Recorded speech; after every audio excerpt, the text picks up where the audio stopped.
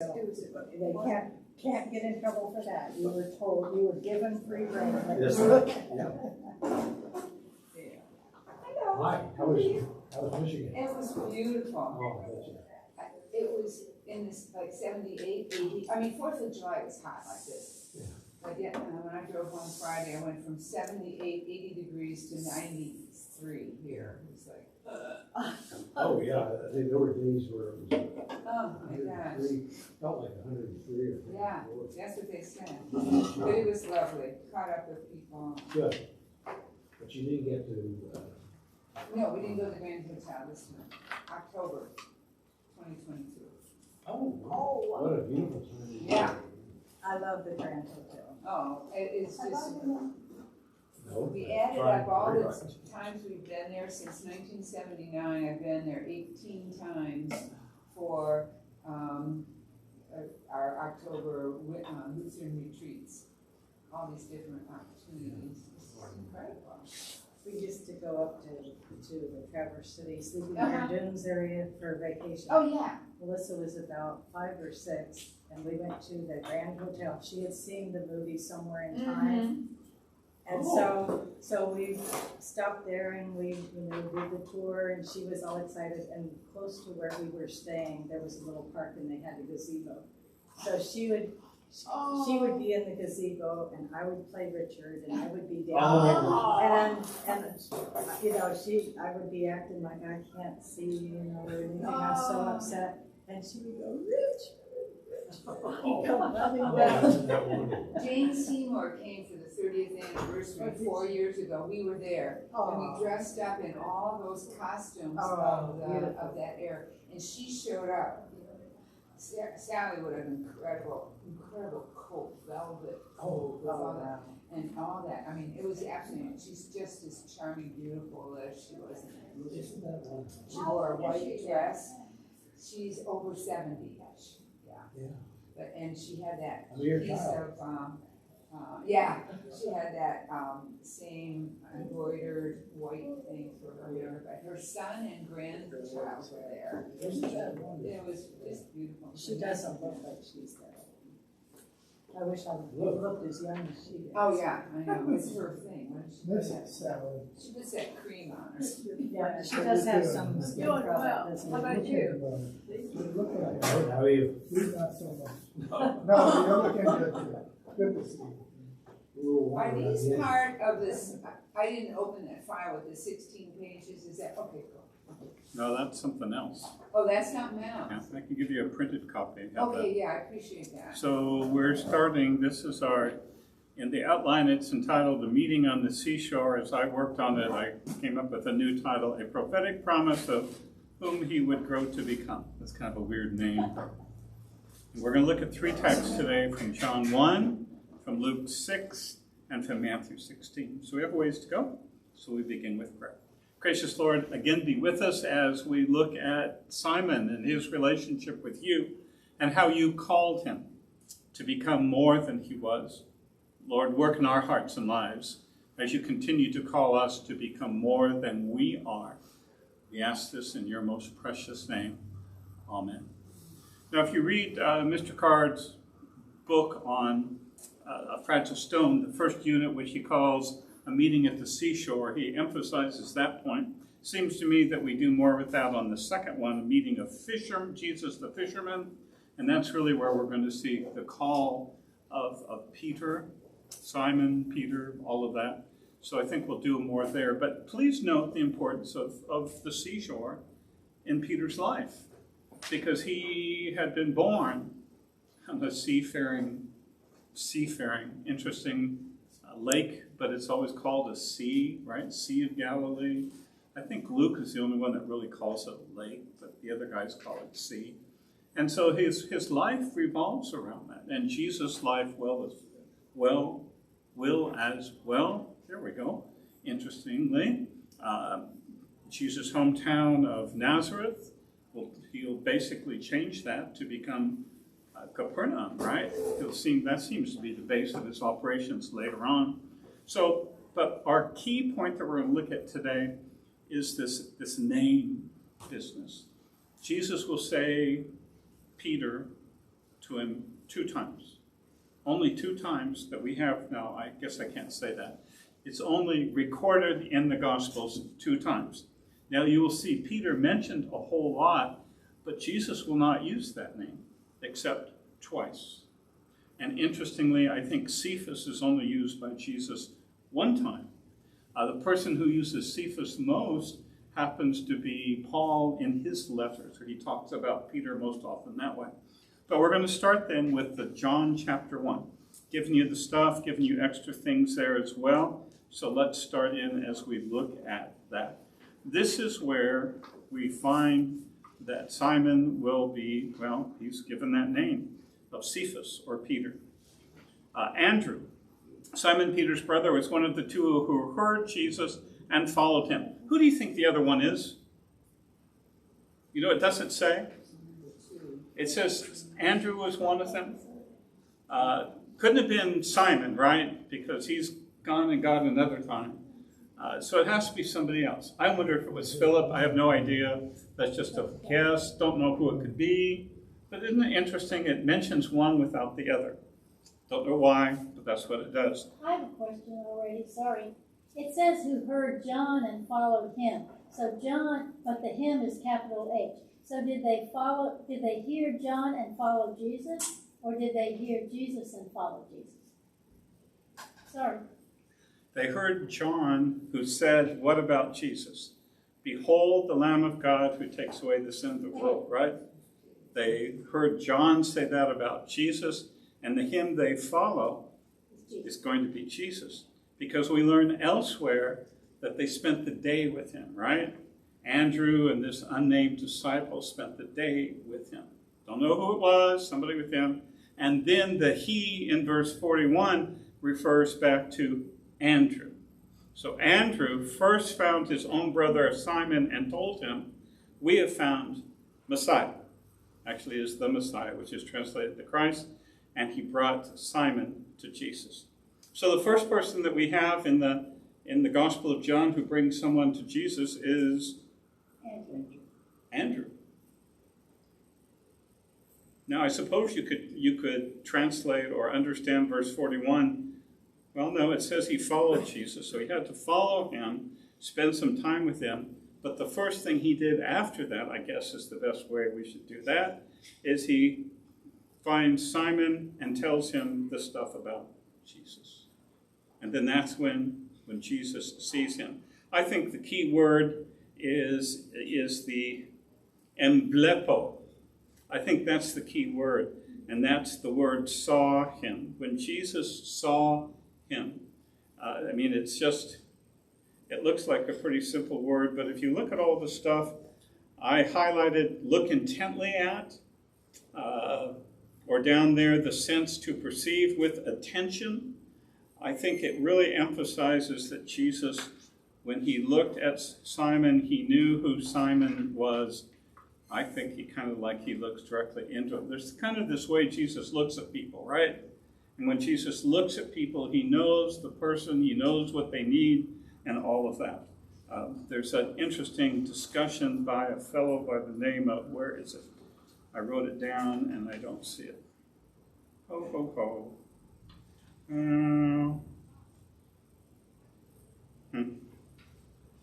here it is. Schnackenberg. That's always fun to say if I have nothing else, right? It's one of the theologians.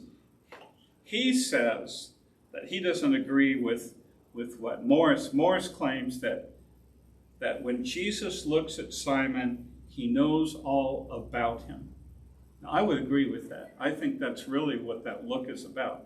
Schnackenberg disagrees. He says that's digging too much in there, but I think that's what happens. And so he knows who Simon is, and even more important, this is my opinion, he knows who Simon can become. And I think that's the important point. You know, when you look at Abram in the Old Testament, why did God choose Abram? Was it because he was such a great guy? And there's a hint that he had gods, he was worshiping other gods even at one point. God looked at his heart, looked into him. Well, it wasn't in blepo because that's a Greek New Testament word. He looked into him and saw who he could become, I think.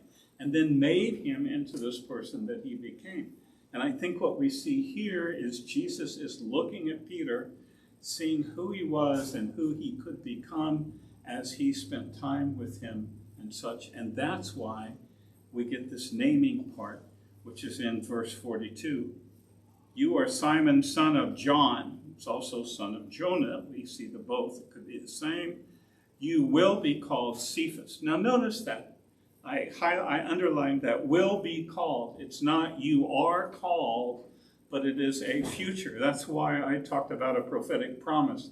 This is who you will become. Cephas, which is translated Peter. It says that Cephas is the Aramaic. Peter, Petros, rock. Interestingly, there are two, well, we'll run into the other one later on. It seems to me here, again, Jesus only uses this word about Peter 2 times. We're looking at the second one in Matthew chapter 16 in a few moments. So he's not there yet. He's not really Peter as we will know Peter. I think we mentioned it last time. We said that it was probably at Pentecost. Is that what we agreed? Do you agree that by Pentecost, he's really Peter as we think of Peter and all? And so a lot's happened between here and there. There's been a lot of growth. If it's 3 years of time with Jesus, that's a long time to be mentored, to be led by Jesus. But it's when the Spirit comes, when that happens on Pentecost Sunday, that we see the ultimate transformation. And that's the rock. That there is where we see the rock that God will build his church on, with Christ as the cornerstone, Peter as the first stone there on that bedrock of that confession and such. So I think it's important to note it's future tense. I don't think any of your Bibles that you have will not have that future tense. If they don't have future tense, I don't think it's the best translation, but it is talking about who he will become. What would you think if you were Jesus? Sorry, I won't make you Jesus today. How about we make you Simon? That's a little easier to make. What would you think if Jesus looks at you and says, you are Simon? And we don't have an indication that Andrew said, by the way, Jesus, here's my brother Simon, right? We don't have that. We believe it was just, you are Simon, son of John. You will be called Cephas. And so he's renaming. The renaming we see happens in the Old Testament. Who renames people in the Old Testament? God. God renames people, right? Who did he rename in the Old Testament? Can you name somebody? Abram and Abraham. Sarah and Sarai. There's somebody who renames herself. Naomi. Tamar. Yep, that's the only person I think who renames himself in the Old Testament. It's usually God naming someone, and when God renames them, it tells something about who, I think, most of the time, who they will become and who he will build upon. And I think that's what we see with Simon, who will be called Cephas, who is called Peter. So your thoughts, comments, anything on this? Mr. Fred Hildebrand. About the people's names, did they converse mostly in Hebrew or Aramaic? And is Simon? Apparently, it was a form of Aramaic, we think, that's very close to the Hebrew. Okay, so is Simon and John and Jonah, are they Hebrew or are they Aramaic, or do we know? These are usually those that would be Hebrew, as I believe. Okay, but Cephas is Aramaic, totally. Okay. And that, yeah. However, the interesting thing, knowing where Jesus grew up in Nazareth, nearby is this, is it Sepphoris, I think? Is a town which one of the Phillips will rebuild, and it was a great big building project. And so he had lots of people there helping. And the word that's used, usually translated to Jesus, is a carpenter, right? The word is probably better construction worker. It's used in a more broad term, if I could use that. So there's a chance then that these people in Nazareth would go in there and work some. So probably they had at least a decent understanding of Greek, I think. So it's not, that would be part of the language they would know and would converse in. So The Hebrew would be more used in their services, I think. It'd be kind of like the Roman Catholics when they're using Latin. Sorry, I'm still going. The Roman Catholics with Latin in services, right? I think that's what the primary point of her Hebrew. I'll stop. So Cephas translates into Peter from Aramaic. From Aramaic into Greek. Okay. So Jesus was thinking ahead to Greek. Jesus is always thinking ahead. What does Cephas mean? I'm sorry? What does Cephas mean? Cephas means rock. Okay. Peter means rock. Yeah, It's he's translated on the rock. to Peter. Jesus called him Cephas. Does Cephas Rock, Peter is more of rock, probably a piece of rock, a stone, not bedrock. Petra, which is the feminine form of the verb that the word we'll see in Matthew, is more bedrock. So this would be a stone like you would find in a field or something like that. Okay, was it 10, I think? I've always felt that if Jesus was to appear here, he would look at each of us and know everything about us, which is frightening at the point, but exciting, and that he, I guess we all hope that as long as we're staying on the straight and narrow, that he's got something more for us planned, or to continue to do that, but that he knows that, which is really exciting. Okay, so if we take what you said and let's apply it to Simon. So Jesus here is saying that you will be called Cephas. Now let's use Peter because he used that. You will be named Peter, right? So what did Simon do after this? What types of things did Simon do? Jesus is at the seashore. He's talking to the crowd. Crowd's too big. Gets in Simon's boat. This is Luke's, I believe, if I remember right. Puts out a little bit. He teaches the crowd, and then he says, "Go out deeper." And when the fish start coming in, Simon says, "I am a sinful man. Depart from me, because I am a sinful man." I think that's Luke. It's interesting. It's not in Mark. What else does Peter do? Other things that you can think of. He says, That would show he's not the perfect Peter says, guy. I don't know that man, when they came upon him. Okay, 3 times. Three Yeah. times. Yeah.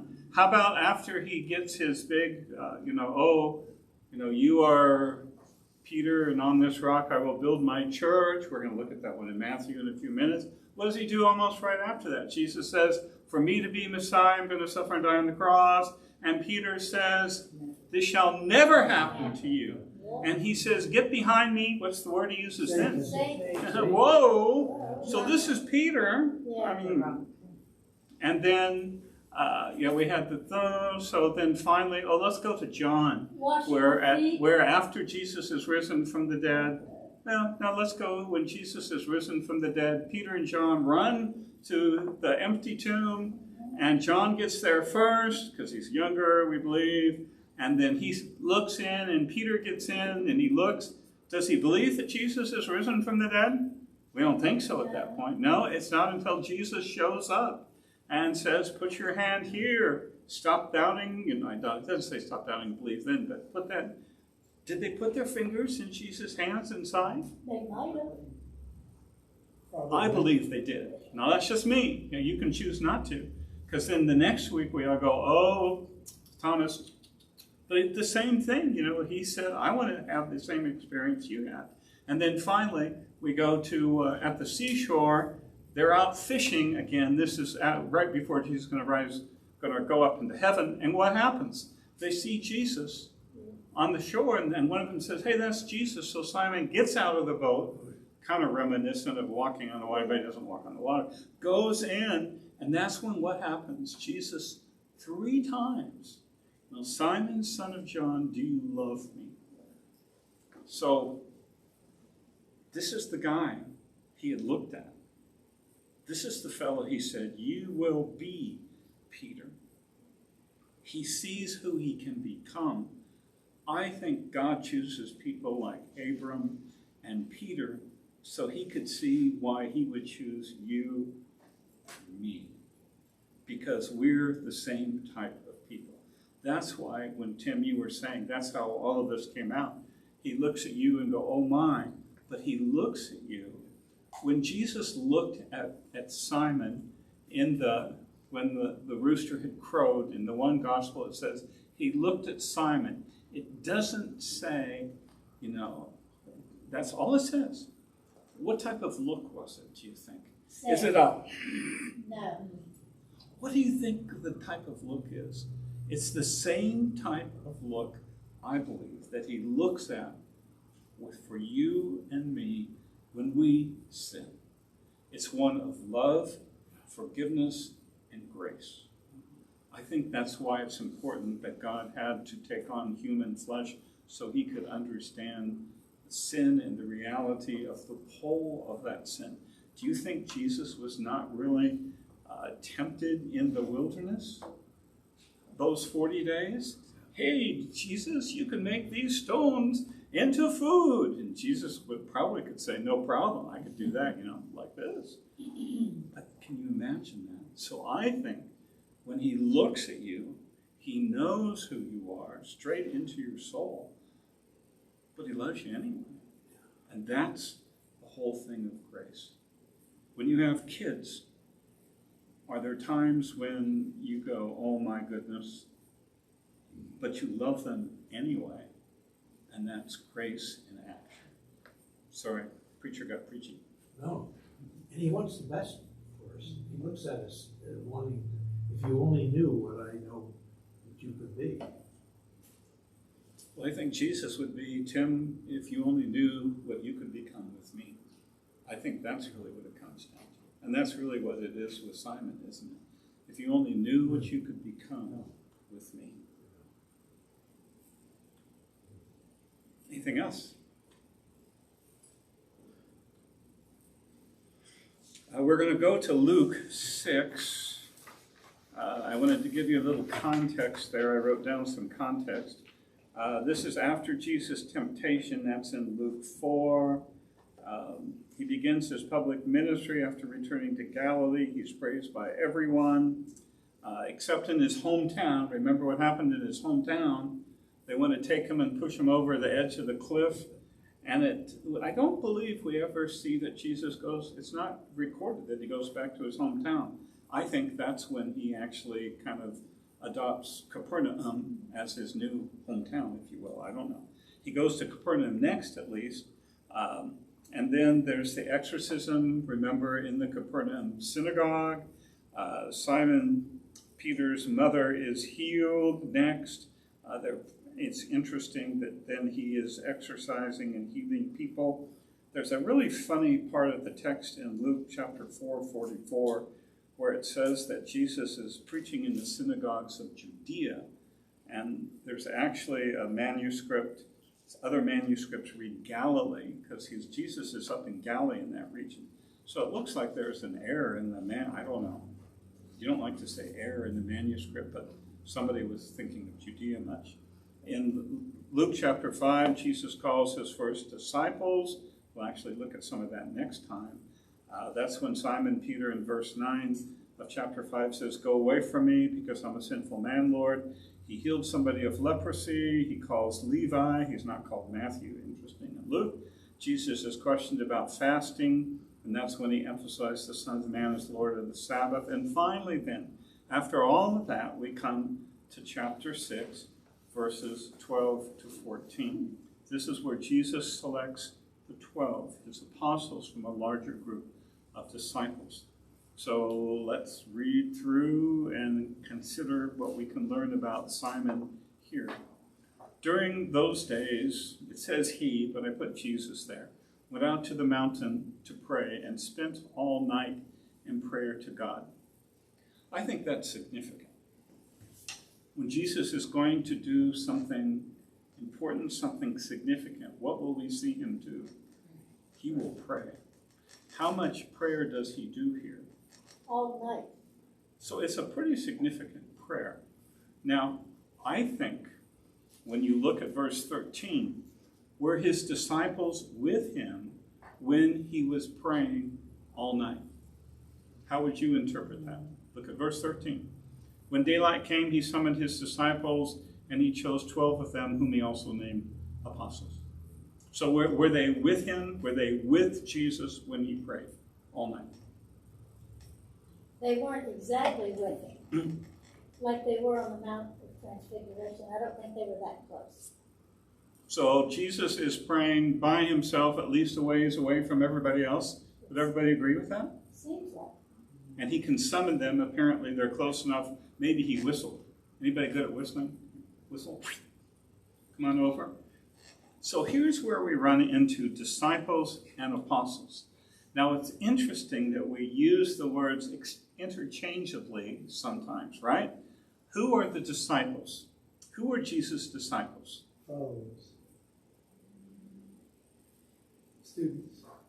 I'm sorry? His followers who were students. So is it more than the 12? Yes. The answer is yes. So sometimes when we talk about disciples, we mean the 12 disciples, right? Other times we mean the larger group. And so one of the fun things you need to think about when it says the disciples, your question would be, now which ones? Is it the smaller, the closer group, or is it the larger group? That's one of the interesting things to think about. I think one of the significant points here is that Jesus bathed this decision process in prayer. That's what I put as the key takeaway. It was a night of prayer, and I think that's key to think about. When we make important decisions, we probably don't pray enough. That would be now I'm talking about myself, I guess. I'm guessing you would be like me. You probably don't spend all night praying in God about one thing. I don't know, Cindy does sometimes, I think. Who knows? Okay. So then what the difference between an apostle and a disciple is that apostles are the ones that Jesus chooses. And you notice the word apostolos is shown there, verse 13, an envoy of Jesus Christ, commissioned directly by him or by other apostles. Now we have how many apostles? 12. Think it through. Technically we have a total of 14, right? Am I correct? They came and went when 2 left. So who was unapostled? The Judas Iscariot, right? Judas was. And so then we have, who takes his place? James. Matthias. Right, he's chosen. And then who's, so we're back to 12, I mean a total of 13. So who would be the 14th one? Paul says that he is chosen by God to be an apostle. Nobody else is actually given that title, role, or whatever. Someone who is chosen by him. It goes in detail there. Taught directly by Jesus, invested with the authority to speak on his behalf. And so it's that authority to speak on behalf that makes a person an apostle. Now, who's listed first? Simon. Every single time, show me where I'm wrong, every single time that there will be a list, who's listed first? Simon Peter. Every single time. So this is interesting how it's worded in verse 14. Simon, whom he also named Peter, and Andrew, his brother. Andrew is interesting because he's the one that brought his brother to Jesus, and then we don't hear a whole lot about him afterwards, do we? We'll talk more about him in the calling stuff next week. James and John, of course, we hear about them because we have kind of the 12 apostles and we have the 3, right? Who are the 3? Peter, James, and John. Notice you never go James and John and Peter. It's always Peter, James, and John. And you notice that James is all interesting. Usually it's before John, except later on in John. Well, we'll go back. That's something else. Philip and Bartholomew. I think that the other fellow who was a disciple of John the Baptist who was with Andrew that day was Philip. That's just me. Philip and Bartholomew. Matthew and Thomas.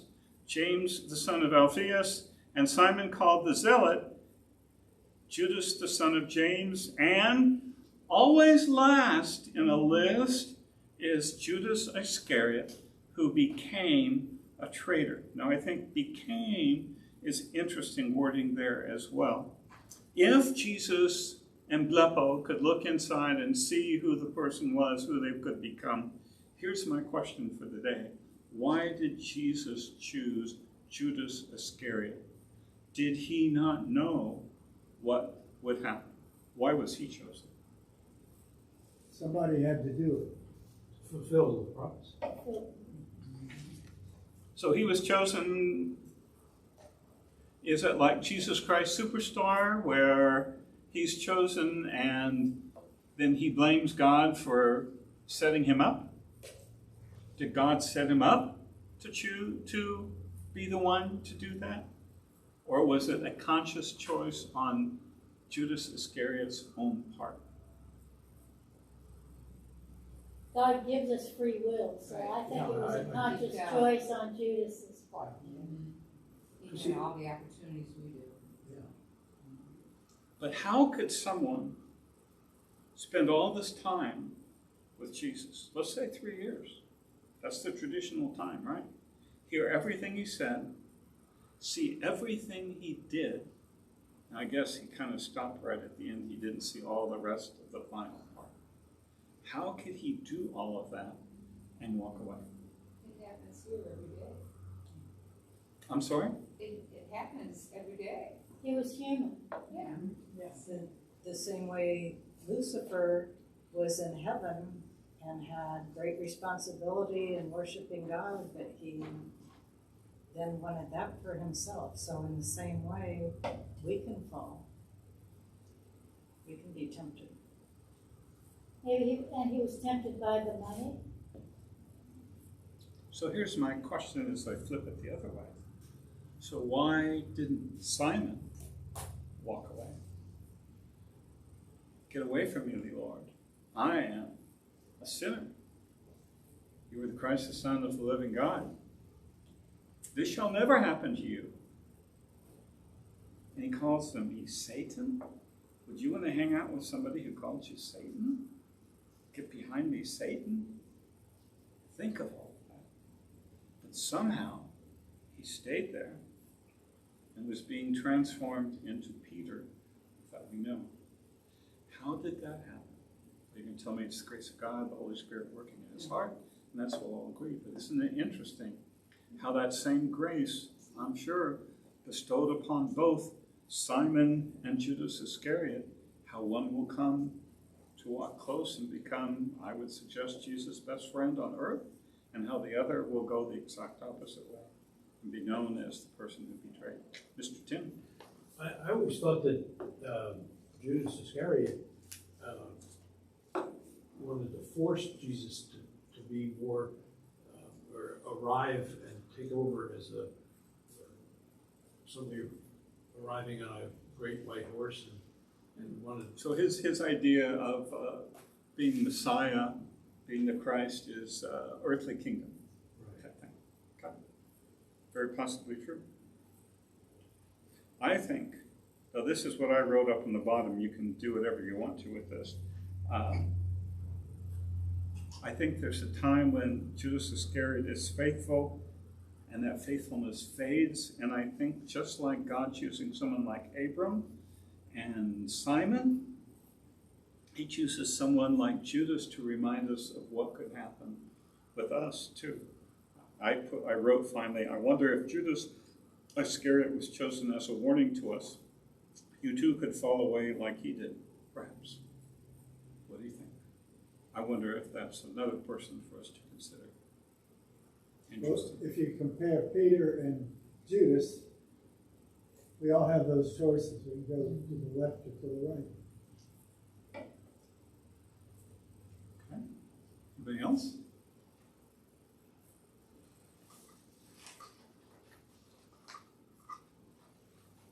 Oh, I forgot this. Verse 13.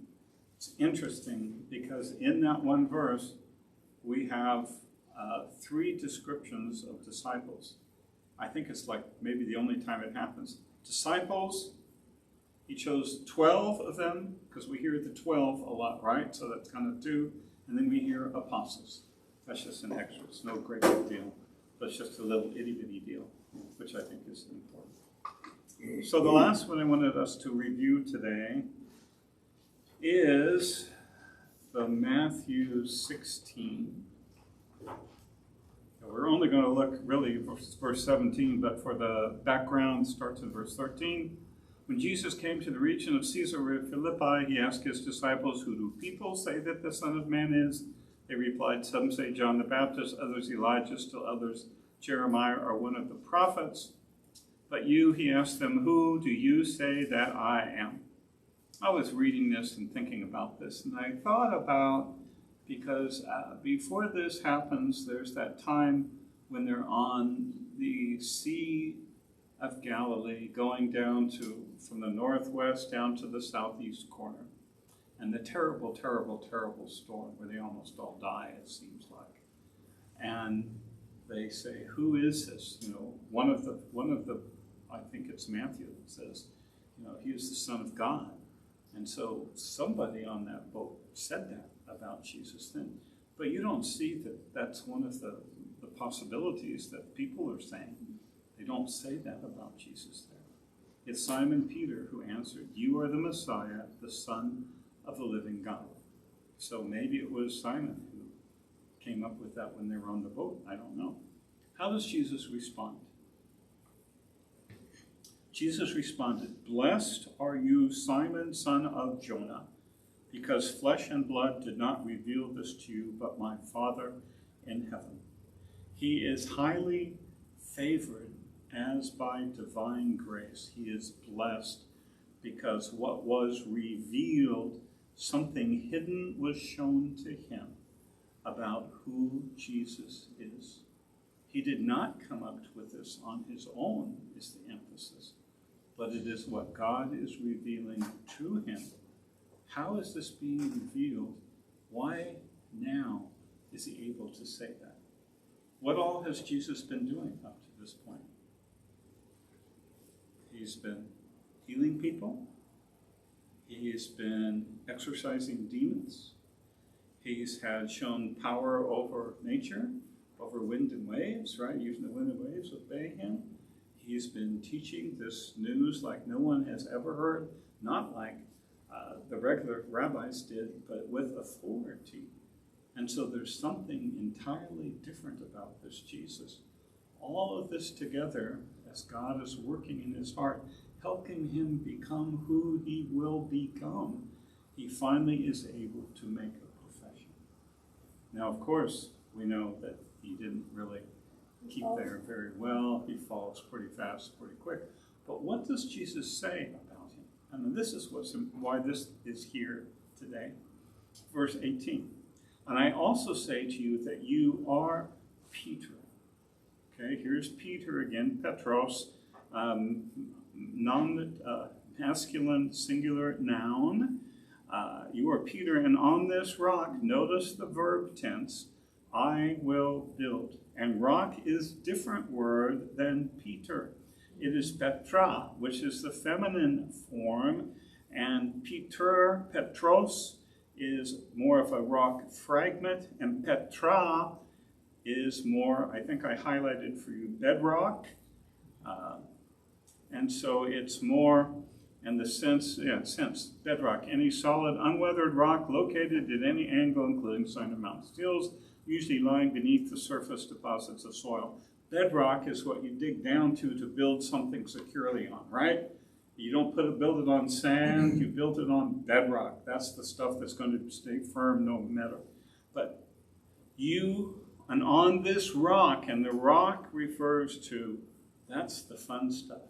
It actually refers back to Peter. Lutherans don't like that because that's more Roman Catholic theology, we're afraid type thing, I think. But in my opinion, this is my opinion, whoever's watching, you can throw me to heresy trials or whatever, that it's talking about that it's on Peter, but it's on the profession that Peter makes. It's not that Peter is so wonderful in himself. He is growing into the person that God saw he would become. And on that profession, on that, I will build my church. And notice what will happen. The gates of Hades will not overpower it. I will give you, and that you refers back to Peter, the keys of the kingdom of heaven. That's why you see Peter holding the keys in icons and things, right? And whatever you bind on earth will have been bound in heaven. Notice the future there. And whatever you loose on earth will have been loosed in heaven. Then he gave the disciples orders to tell no one that he was Messiah. Now here, keys of the kingdom, the power we talk about, the keys of the kingdom, we talk about that as the power to forgive or retain sins. Later on, it will be given to all of the apostles, and we believe to the church as well. But here it is given to Peter because of the profession of faith that he makes. That profession is what that Jesus will build his church upon. It's not that Peter is so great and wonderful himself, but instead it is this bedrock on which this faith that comes. My note says to read you this. Notice how Jesus will build his church on bedrock upon the person who will grow, still future tense, into his title name to become part of that solid foundation upon which God will build his church. The keys of the kingdom of heaven are first promised to be given. Notice it is I will give and not I have already given to Simon as Peter this rock. It will also be given to the rest of the disciples in Matthew 18:18. And so also John 20:21. So let me stop for a moment. What did you learn about Simon here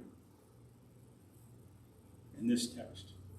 As we're trying to learn more about Simon Peter, what will we have learned about him here?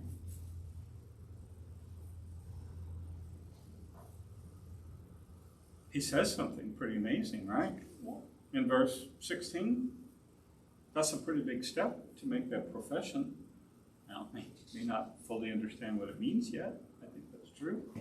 But look at the promise that Jesus gives him. Yes, but what he will do with this profession, upon which he will build. Think about that. but Andrew said it first. I'm sorry? Andrew said it first. Said what? You are Simon's. Or You are Cephas. we have found the Messiah. Yeah, that's true. It's interesting. That's why next series of stuff, Andrew, he's not really mentioned much in the call. It's Peter's boat, Peter this, Peter that, but it doesn't really say a lot about Andrew. But now again, what does Andrew believe that Messiah means at that point? Because Messiah can be someone who's set apart for a special task by God. I mean, they even anointed people in the Old Testament for a special thing, a special task by God. So what did Andrew believe at that point would be a good question. Of course, it does not go into detail into what he believes. And Messiah originally didn't mean Son of God. It meant somebody set aside for. Right, right. And the Jewish people, the Hebrews, were waiting for a Messiah, but that wasn't connected to Son of God. But you see hints about Son of God. Simon in verse 16 of chapter 16 of Matthew. Son of a living God. That's a pretty big statement to make. Yeah. I mean, that goes against the faith in which he grew up. To say that about someone, that's a pretty big statement. Other things. And don't many of the Jewish people still believe that the Messiah has not arrived? I think when you say the Jewish people, that's too. I think there are different understandings. I think some are waiting for a person, some are waiting for an age, some aren't even waiting anymore. I think. I'm going to put you on the spot, Cindy. Some of the folks that we went to that Passover meal, do you think they're not?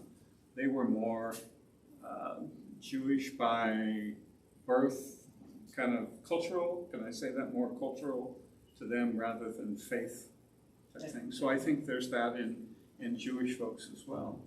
But I think the whole Holocaust had a great difficulty with Jewish folks of what they are going to think could come. I don't know. And about the Jesus going to pray, there were a few occasions where he went by himself to pray. There were times where he just needed to be away from others and just. Well, I think, and there's another thing you should add in there, and he needed to be close to his Father. So I think that's the other side. Be away from the crowds and his disciples and be close with his Father. So it's alone time with his Father God. And I think that's an important point to add into that.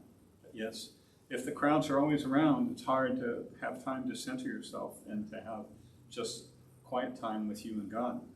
That would be very difficult. So my opinion is that Peter is what he will become. It's not what he is right at the beginning. I think the words point this out, even here in Matthew 16. I think it's important to remember that he calls an ordinary person to an extraordinary future and is giving him a new title. Abraham is a good example of Old Testament upon which God built a people. He was not extra special. It was the God who chose him who was the extra special part. There's one other thing I wanted to throw in there. Oh, where it's right here. When the three fall asleep in the Garden of Gethsemane, Jesus will correct only Simon. That's interesting to me. None of this is by any virtue of character or accomplishment, but solely because of the call of Jesus. Simon will serve as the representative of the 12, whose head and leader is always unquestionably Jesus. And it is I will call it a prophetic identity that he will grow into. That Jesus chooses Simon. And we're going to see that choice a couple of different ways next week. Michael Card wrote, "It is one of those ordinary, earth-shaking, timeless moments when two lives intersect. Simon Peter has no idea what lies ahead." And I think that's true. No idea what will be ahead for him. But he was willing to step out and join in them. That's all I have on this one, unless you have something else you want to add to it at this point. Wow, we have 11 minutes. Tick, tick, tick, tick. Tim. Well, weren't all the disciples fell asleep? I mean, it wasn't just Peter. Yes, but who is the one to whom Jesus spoke? And remember, even then, there were the 12. We're going to use that for the apostles. They all went there. He took the three closer, but then he even went farther. Yeah. But when he comes back, he says, Simon. He doesn't say, Simon, James and John, but it's just Simon. It's Simon. And many times he will talk to Simon alone. And so there were a couple other there. Let me find my note. In the time when the disciples of Jesus will find corporate identity. When the tax collectors went to collect the temple tax from Jesus, who did they come and find? Simon. And then Jesus says, hey, go fish. First fish you catch, open it, there's the thing. And when they fall asleep, think of the other times. It's Simon that he refers to. Oftentimes, Simon then becomes kind of the identifier of the whole, I guess you could say. Sometimes parents do that to the oldest child. And Fred has an older sister who lives in Hartfield, and they always, her parents always said, you're the oldest and the ringleader. So she was responsible. Set the example. Yeah, she sets the example, but not that it was her fault. You were the ringleader? Yeah. The bad boy? Is that what I'm hearing? The sister. The third in line. I heard that Fred was the bad boy. I can't hear very well today. Did he expect more out of Simon? More leadership or more? That's a good question. I don't know. What do you think? What do you think? Did you expect more? Paid more attention to him, apparently. They expect more of Peter, James, and John, the big three? You know what, I think he expects the same from everybody. I think maybe he was just, maybe Simon had further to go. You know, What about maybe he needed- Andrew? maybe What he about needed- Andrew? You know how your children that are naughty need more, Yeah. they need more, they want more attention, so they get more attention because they need more help. And the good ones just sort of get, they don't need you as much. I don't know. So that's why Andrew doesn't get as much mention, huh? Simon was the bad boy and Andrew was the good boy? Maybe. But we don't know. Could be on the list of questions, right? Jim. Mr. Tim. And Jim. When we had the privilege of being in the Garden of Gethsemane, and I bought a head of Christ carved out of the olive wood. And I've always believed that there's a point there that to me looks like a tear. And I think when I disappointed the Lord, that He must have a tear looking down upon us and thinking, I've given you so much, and this is the. So yeah, I think He must, even as He walked on the earth, he must have been, when He went to be with His Father, pray for Him and pray with Him in solitude, that He must have expressed disappointment, or Father, what am I doing wrong? Why can't they understand? Well, He does express Jesus expresses some frustration, at least one or two times later in this ministry of, don't you get it yet? I guess I'm thinking of, He's talking about the feedings, the feeding of 5,000, feeding of 4,000, because, when you got those perfect, lunchbox size, remember that? And then the next one, you get these big basketfuls. Don't you get it yet? Are you still so dense? The answer is yes. It's not, again, it's Pentecost. You gotta go up to Pentecost. That's when all the connections come together. And they go, oh, it's kind of like, why didn't we get it before? That's their V8 moment, if you will. I can use that metaphor, right? Mr. Jim, was there one? Yeah, there is a biblical scholar by the name of Michael Heiser, who I like, and he has an interesting take on verse 18, and he says, when Jesus said that, he was standing on Mount Hermon, which is a mountain about 10,000 feet tall, and around 8,000, that was thought to be the entrance to hell. But during the Greco-Roman conquest, that had been changed, and now there were different gods there, Pan, and I can't think of the other one. Right. Yeah. And so what he's saying is that when Jesus is standing there, He is standing over hell. And this verse that says the gates of Hades will not overpower it is a mistranslation, because that implies that it's an offensive weapon, whereas a gate is a defensive weapon to keep people out or to keep people in.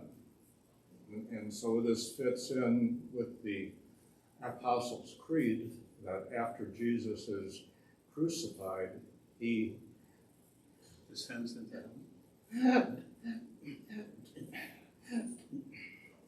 descends into hell. And so I find that a provocative argument, which has a lot of credibility. Well, I think it's interesting that a lot of people think that God wants to throw people into hell. I have a different picture. This is me, do whatever you want. I have the picture that Jesus is standing there, stop, don't go, and people push him out of the way and jump in by their own free will. That's the picture I see, because he loves people so much, because on the cross it's basically that stop. If you think about it, don't go, I'm willing to go for you. So it's interesting, it's a different picture. This is about as far as Jesus got from Jerusalem, and there are these, as you mentioned, we didn't talk about that today, but there are these temples to Pan and other assorted gods and goddesses in that area. It's interesting that this is the place where Jesus chooses to ask this question. Interesting. Well, ladies and gentlemen, we've come to the conclusion of our time. Need to go take care of some live stream issues now. Make sure I figured out how to get back on. Hopefully, we'll see how it works for second service. So let's close with a little short prayer.